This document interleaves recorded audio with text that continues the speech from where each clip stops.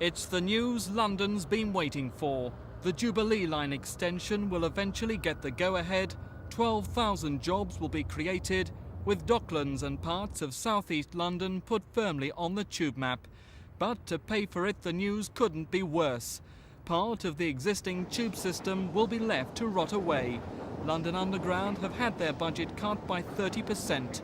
£200 million was destined for improvements on the Northern Line, security and to ease congestion. They'll all now be delayed.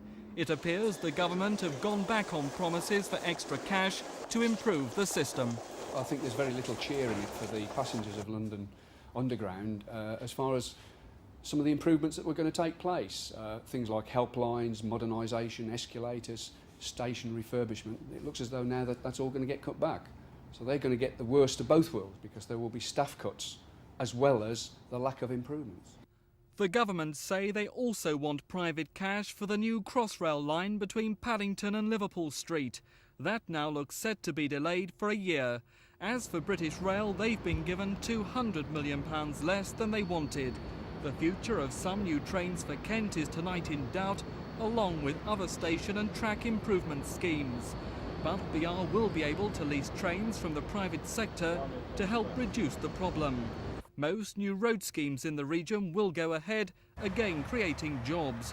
The government are keen for more private money. The bad news for motorists is that tolls on some motorways could be on the way. Tax on new cars will be abolished.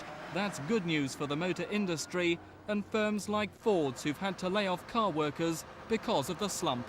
We think the abolition of the remaining part of the special car tax is going to mean a great deal to the United Kingdom motor industry, and we certainly recognise the responsibilities the Chancellor's placed upon the motor industry to increase production by increasing sales from our own UK showrooms, and it's a challenge that we welcome, and we're confident that the consumer will now have all the grounds necessary to buy a new car and to keep jobs in place. But why is the budget for public transport being cut back? Well, when you say cut by so much, let's be clear. Compared with last year, the year before that, the whole of the 1980s, the plans for public support and for capital investment in the next 3 years are way up, well up above those levels. Now, it has come back a bit from this year for the reason that we've got to contain our ambitions in a year when we've got to keep within overall public expenditure figures. But in comparison with early years, it's still well up. And of course, the Jubilee line, which I very much hope we'll be able to complete soon, would involve the biggest capital investment programme in the next 3 years, I think almost across the country as a whole. The government say they're also committed to privatise London buses and British Rail. It all adds up to a mixture of good and bad news. In a statement just issued, British Rail say they fear worse services.